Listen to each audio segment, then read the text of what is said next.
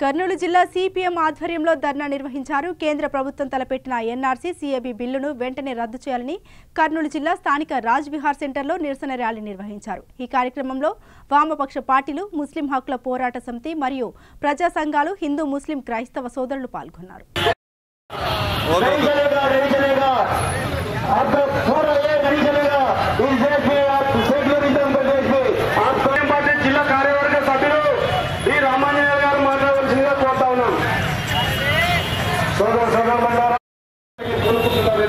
ఎంత దారుణం!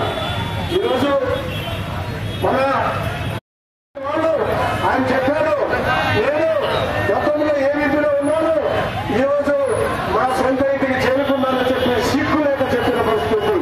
అంటే ఓట్ల కోసం ఒక రాజకీయం. వామపక్షాల మద్దతుకు ఎంపీ మద్దతిస్తూ ఈ ర్యాలీని జయప్రదం చేయాలని అదేవిధంగా మతం పేరుతో కులం పేరుతో విద్వేషాలు రెచ్చగొడుతున్న కేంద్ర ప్రభుత్వ వైఖరిని వెంటనే చేయాల్సినటువంటి అవసరం ఉంది.